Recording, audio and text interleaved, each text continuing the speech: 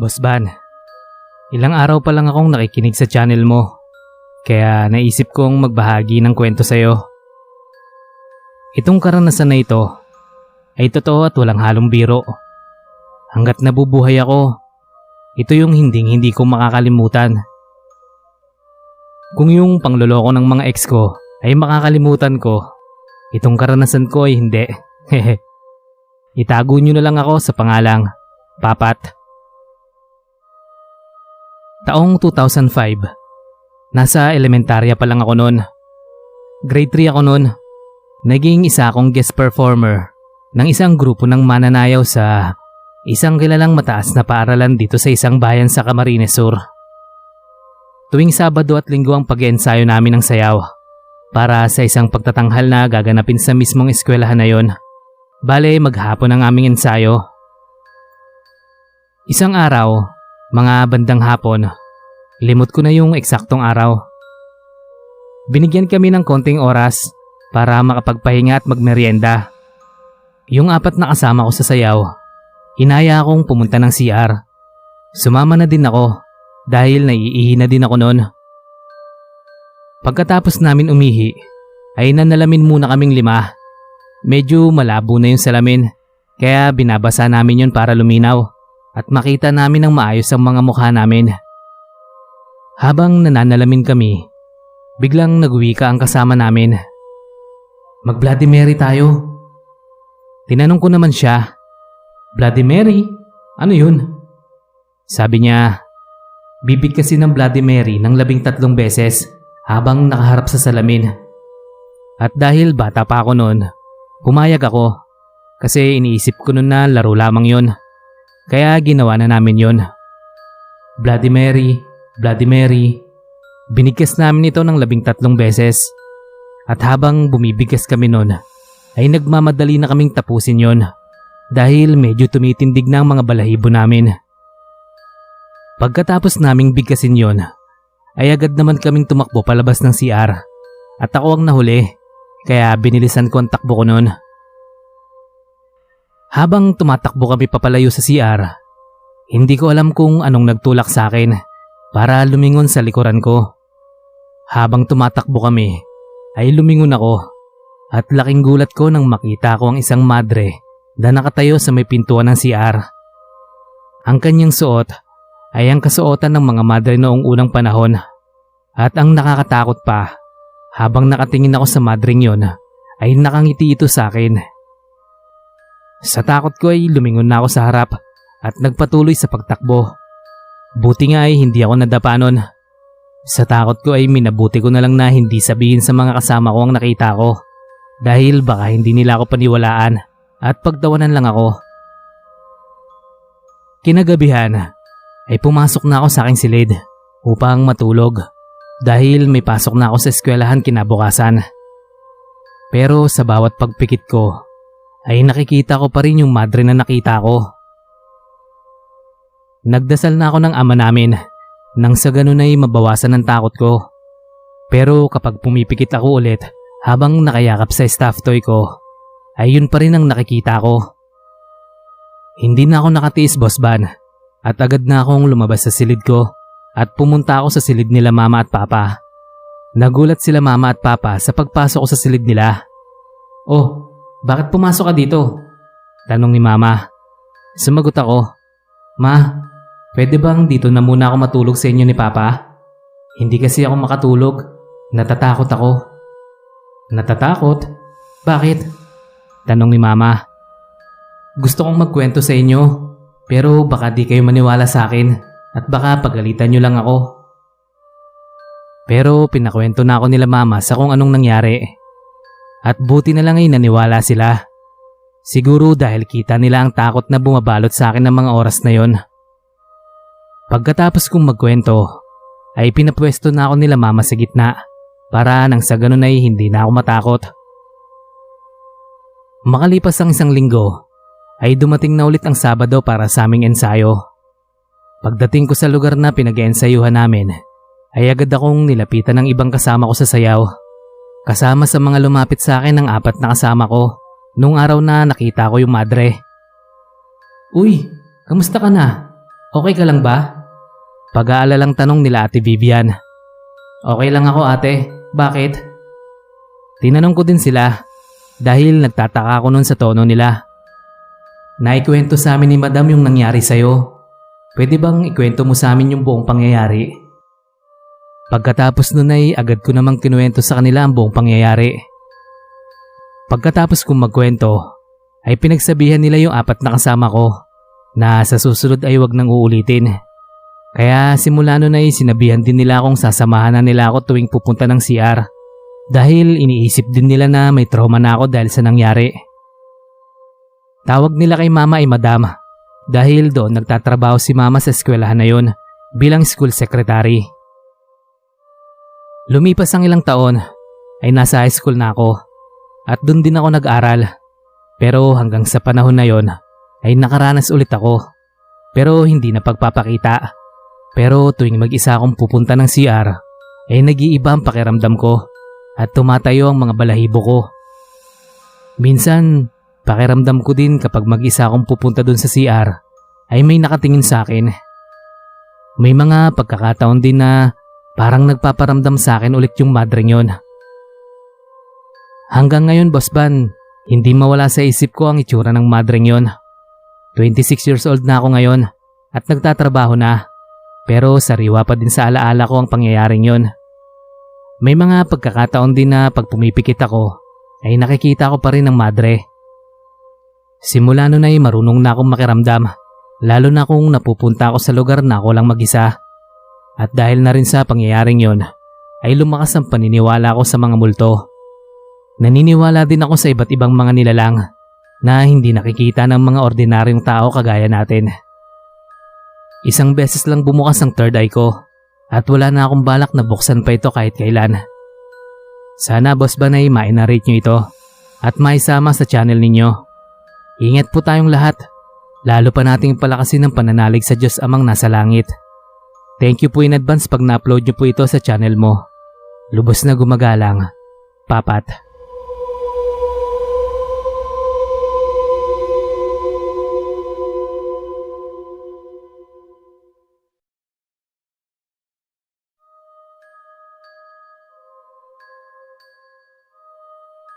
Magandang hapon po sa iyo, Sir Van. Ako nga po pala yung nagtanong sa comment section na kung paano mag-send ng horror story sa channel nyo. So, simulan ko na po ang aking karanasan. Tawagin nyo na lang po ako sa pangalang Russell. Ang karanasan ko pong ibabahagi sa inyo ay tunay na nangyari sa akin nung first year high school ako. Hindi ko na po papangalanan yung school mismo para na rin sa privacy and safety ng school at para iwas katatakutan na rin sa mga nag-aaral pa doon. Medyo matagal na po sa akin to nangyari, pero sana mapili nyo pa rin ikwento at ikakasaya ko naman po. Sa paaralan po namin, uso po noon yung kung sino man ang napakaagang pumasok ay magkakaroon ng mataas na points o grade sa lahat ng subject. So ako naman na sabik na magkaroon at makaranas ng mataas na grado, pumasok akong napakaaga sa school. Gumising ako ng alas 4 ng umaga at pumunta sa eskwelahan ng alas 5. Siya nga pala, Sir Van, 7:30 AM to 5:30 PM ang schedule namin. Sa madaling salita ay maghapon talaga ang klase namin.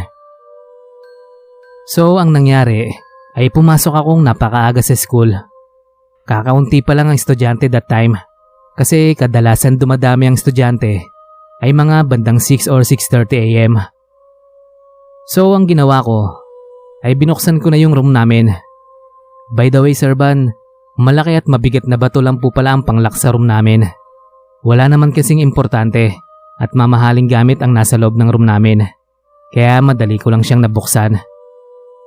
Pagkapasok ko sa room ay naglinis muna ako. Siyempre naman para mas mataas ang grades, hehe. Sa gitna ng aking paglilinis ay umagaw sa aking atensyon ng babaeng dumaan sa bintana. Half body lang yung nakikita sa kanya, Sir Van. Natatakpan na kasi yung ibaba niyang katawan dahil mataas talaga ang bintana namin sa school. Naka-school uniform yung babae. Sobrang haba ng buhok niya na halos di ko na makita ang mukha at ilong niya kahit naka-side view siya kasi nga sobrang haba ng buhok niya. Ang nagpakilabot pa dun sa akin ay yung style ng paglalakad niya. Kasi di man lang siya nagbabounce. Kasi 'di ba kung sa normal na tao pag naglalakad ay tumatalbog o nagbabounce talaga. Pero yung babaeng nakita ko ay hindi. Kasi dire-diretso lang siya at saka mahangin that time, Sir Van. Mas lalo pa akong kinilabutan nung nakita kong halos di man lang tinatangay ng hangin ng kanyang napakahabang buhok at diretso lang itong maglakad. Ako naman na tanga-tanga, kahit na takot na, hindi ko alam kung anong pumasok sa isip ko. Nasalubungin ko yung babae. So tumakbo ako papalabas para salubungin siya. At nanlamig yung katawan ko nung natagpuan ko itong wala na sa kinaroroonan niya. Grabe ang kilabot at takot ko that time. Halos hindi na ako makakain ng lunch sa kakaisip. So ayun na nga. Nung nabigyan na ako ng teacher ko ng plus points, nagtaka ang teacher ko. "Oh, Russell, bakit parang di ka man lang umingiti o masaya sa plus points mo?" Tanong niya sa akin. Wala po ma'am. Medyo masama lang po pakiramdam ko." Sagot ko naman sa aking guro. Di ko na lang sa kanya kinuwento yung nangyari kasi masyado pa akong bata nun at saka sa tingin ko hindi naman siya maniniwala sa akin. Makalipas ang mga 5 araw ay doon ko nalaman na may isang babaeng pinatay at ginahasa pala sa eskwelahan na yon. Narinig ko lang sa usap-usapan ng aking mga kaklase at kaibigan.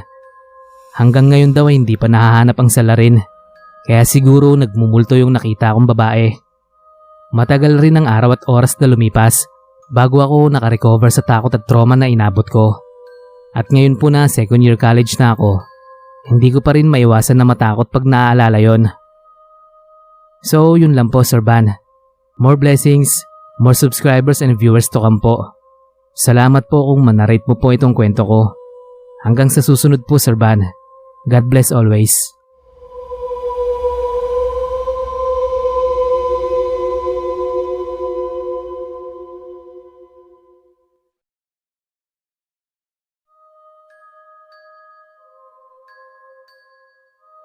Magandang gabi po, boss. Tawagin niyo na lang po ako sa pangalang Lynn. Silent listener niyo po ako. Hindi ko po alam kung mababasa niyo yung kwento ko. Umpisan ko na po. Nangyari ito way back 2018 sa San Fernando, Pampanga. 4th year college ako nito, graduating student. At nagkaroon kami ng marketing research para makagraduate. Hindi ko masyado kilala itong mga ka-groupmates ko dahil bagong lipat lang ako sa university na yon. Opo, 4th year college ako nung lumipat ako ng school dahil na rin sa naging toxic na sa dati kong school at nagka-depression na ako. Kaya imbis na huminto sa pag-aaral, lumipat na lang ako ng school. Mabalik na tayo. Nag-start na nga kami maghati-hati kung anong parte ang mapupunta at pag-aaralan ng bawat isa sa mga members. Pero dahil meron akong kaklase na si Angel na malapit lang ang bahay sa school.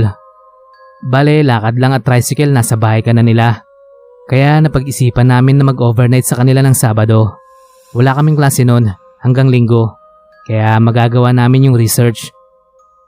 Wala din ang magulang niya nung mga araw na yon dahil nagtatrabaho ang nanay niya sa Tarlac at ang papa niya ay truck driver. Kumbaga nasa biyahe.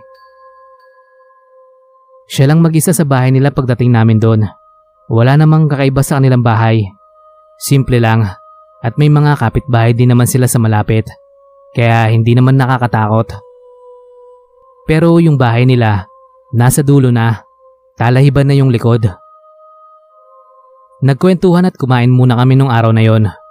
Pero pagsapit ng gabi, nagumpisa na kaming gumawa ng research. 5 babae kami na nandun sa bahay nila. So habang gumagawa yung 3 sa sala, kami naman ni Angel ay nagluto ng snack sa kusina. Katapat ng gas stove nila ay pinto ng banyo. Napansin ko na nakabukas ng bahagya yung banyo, kaya lumapit ako. At akmang isasara yung banyo nang biglang may pumasok na itim na pusa. Kaya hindi ko na ito sinara at pumunta sa sala dahil nakipagkwentuhan muna si Angel habang naghihintay ng niluluto. "Angel, Pagkatapos nyo dapat magbanyo, isara nyo yung pinto ng CR para di umaalingasaw yung amoy papuntang kusina. Di kasi ako sanay. Sambit ko ng diretso kahit hindi ko naman bahay yon. Tumawa lang si Angel at sinabing, "Sinasara ko din talaga yan. Baka nasakto lang na nabuksan dahil hindi naman masyado maayos yung doorknob ng banyo." Sabi ni Angel nang biglang naalala ko yung pusa. "Uy, yung pusa nyo pala pumasok doon sa loob. Kaya di ko na lang sinara. Baka doon siya matutulog." Napakamot naman si Angel at sinabing, "Ha, tangik, wala kaming pusa. Di kami nag-aalaga ng hayop dahil mahika si mama." Nabigla ako dahil kita ng dalawang mata ko na pumasok yung pusa sa loob ng banyo. Naglalakad lang siya nun at hindi patakbong pumasok sa loob ng banyo. Kaya alam kong may pusa talaga. Nakipagtalo pa ako kay Angel. Sabi ko pa, "Tara, puntahan natin yung pusa para makita mo, be." "Saan naman dadaan yun? Wala namang bintana yung banyo namin. May maliit na siwang lang at nakakisame yun," sabi pa niya. Sabay kami pumunta. Parehas kaming takot, pati yung mga kasama namin. Pagdating namin ay wala nga yung pusa doon. Hindi ako makapagsalita at natulala lang nun. Pero pagsara ng banyo ay nakarinig kami ng malalaking hakbang galing sa bubong nila. Sobrang lakas na dumating sa puntong napalabas kami ng bahay dahil parang gigiba yung bubong nila. Paglabas namin ay nag-flashlight kami sa bubong nila at wala kaming nakita na kahit ano doon. Kaya napagdesisyonan namin na bumalik sa loob at nakatahimik lang kami sa sala. Pinatay na ni Angel yung niluto niya at lumapit sa akin tapos sumigaw siya sa akin. "Lynn, ano ba? Lagayan ka ba?" Pasigaw na tanong niya sa akin. Sa mga di nakakaalam, ang lagayan sa salitang Kapampangan ay kitaan ng mga multo o nakakaramdam ng di nakikita. Sabi ko, dati oo, pero madalang na lang sa ngayon. Natulog kami at di na tinapos yung research. Kinabukasan, linggo ng umaga, napagdesisyon na lang namin na wag na mag-overnight ulit at gawin na lang sa school yung mga kulang pa sa research namin. At mula noon, di na naalis yung experience na yun sa akin. Kahit halos mag-4 na taon na yun. Nadala ko pa din yung takot na yun, lalo na sa mga pusa, lalo na sa itim. Yun lamang po. Gusto ko lang po ma-share yung experience ko. Salamat po.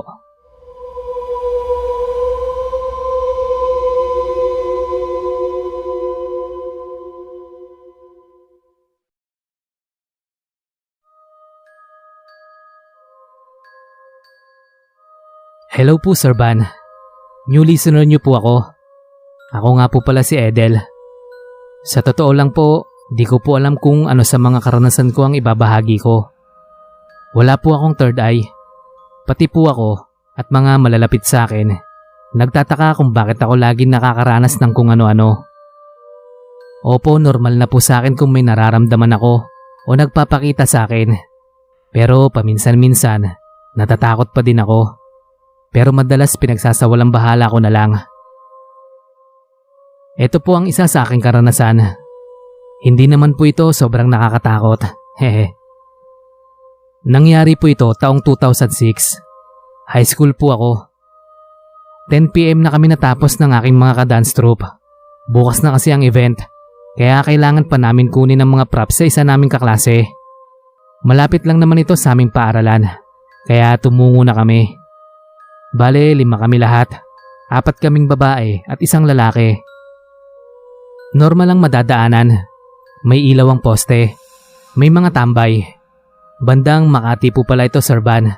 Kaya kahit gabi na, parang maaga pa dahil sa dami ng tao.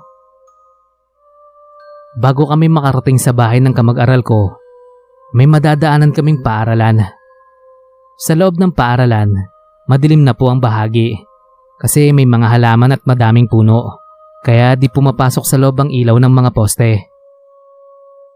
Habang binabagtas namin ang daan, nagtatakutan na kami.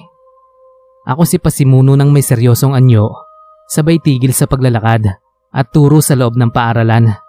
"Guys, may batang nakaputi." Nagtilian ang mga babae, sabay takbuhan. Naiwan kami ni Alex na naglalakad sabay tawanan. Sabi pa ni Alex, "Hindi talaga mabiro mga babaeng to." Sabay tawanan kami. Malapit na namin malagpasan ang eskwelahan. Di ko alam kung anong pumasok sa utak ko at lumingon pa ako. May batang nakatayo sa Van kung saan ako nanakot kanina. Napatigil ako at kinurap-kurap ko mga mata ko. Baka nagkakamali lang ako ng tingin. Pero may bata talaga. Malabo ang mukha pero sa hugis niya ay batang lalaki. "Hoy!" sigaw ni Alex. Napalingon ako sa kanya. "Sige ka, baka nandyan yung bata. Tara na." Nung ibinalik ko ang tingin ko sa paaralan, wala na ito. Tumakbo na ako kay Alex at binaliwala ang nakita. Araw na ng event. Maraming tao. Tapos na kami mag-perform, kaya pwede na akong pumetics. Nakaupo lang ako sa hagdan habang nagsa-cellphone. Naglalaro ako ng snake nang di ako mapakali. Maya-maya inangat ko ang tingin ko sa paligid. Para bang may nakamasid sa akin. Paghahanapin ko naman ay wala. Tapos, biglang nag-init ang mga mata ko at nahilo ako. Ipinikit ko ang aking mga mata. Baka kasi napagod lang ako. Kasabay ng pagpikit ko, parang biglang tumahimik ang paligid na kanina'y napakaingay. Minulat ko ang mga mata ko at ang kanang tenga ko naman ang kinalikot ko. Baka nabibingi lang ako. Sir Van, sa kaliwang tenga, may humagikhik. Alam niyo po yung tawa ng bata na naaaliw. Ganon na ganon. Kaya nilingon ko ang likod ko. Pero wala namang tao. Gaya ng sabi ko, nakaupo po ako sa hagdan. Kung meron man tatakbo, makikita ko. Sabay may kumalabit sa kanang balikat ko at nilingon ko yon. May batang nakatayo at nakangiti sa akin. Sabi ko, "Loko ka, tinakot mo ako, kakaltukan kita." Nakangiti pa din siya sa akin. Sabay sabing, "Nakikita mo ako?" "Ate, nakikita mo ako?" Hindi na ako nakasagot dahil bigla siyang tumakbo palayo. Nakatanaw lang ako sa kanya, Sir Van. Habang papalayo ang bata, ay unti-unti itong naglalaho. Doon na po ako natakot. Patakbo akong bumalik sa mga kagrupo ko. Kung bakit kasi humiwalay pa ako eh. Wala akong pinagsabihan sa nangyari. Dahil ang mga ganong pangyayari, parang normal na lang sa akin. Kinagabihan, inaapoy ako ng lagnat. Sabi ng papa ko, baka napagod ako at bukas ipapahilot niya ako. Habang natutulog ako, nakikita ko ang sarili ko. Tapos may batang nakaupo sa kama sa paanan ko. Lumilikha siya ng haming. Hindi ko makita ang mukha niya sapagkat nakatalikod dito. Pero alam kong batang lalaki ito. Nang maalala ko ang nakita ko sa school, inalerto ko na ang aking sarili. Ginising ko na ang aking diwa. Opo, Sir Van. Kaya kong gisingin ang sarili ko kahit binabangungot ako. Normal na din po sa akin ang managinip ng nakakatakot. Kaya ininsayo ko na ang sarili ko kung paano ko gigisingin ang sarili ko sa mga pagkakataong ganon. Bumangon ako at pinuntahan ko ang papa ko. Kinuwento ko sa kanya ang mga naranasan ko sa batang lalaki, pati ang panaginip ko. Siya nga po pala, ang papa ko ay mapamahiin. Naniniwala din siya sa mga kung ano-anong elemento. Lagi niyang sinasabi, may mas nauna pa sa mga tao sa mundo. Balik tayo sa kwento. Sabi niya, baka natuwa sa akin ang bata, kaya sinundan niya ako. Sabay sabing, "Hay nako bata, masyado ka atang natutuwa sa anak ko. Umuwi ka na, papaluin kita." Medyo natawa pa ako sa sinabi ni Papa. Pati multo tinatakot sa palo. Kinabukasan nagising na lang ako na nasa harap ko na si Ate Ising. Sabay ihip sa noo ko. Tapos na daw, aalis na daw ang bata. Ako sinagulat sa nagisingan. Nagtatanong ang mga mata.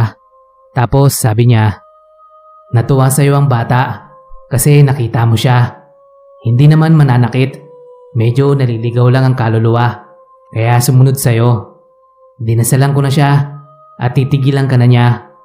Mag-alay ka din ng kandila kung saan mo siya unang nakita." Sunod-sunod na paliwanag ni Ate Ising. Nung hapon din na yon, ginawa ko ang bilin sa akin. Sabado naman at sarado ang paaralan, kaya pwede akong maglagay ng kandila. Nag-usal na din po ako ng panalangin na sana'y matahimik na ang batang yon at sa iba pang naroon na di matahimik. Yun lamang po, Sir Van. Pasensya na po at napahaba. Isisend ko din po ang iba ko pang karanasan. Maraming salamat po at stay safe everyone.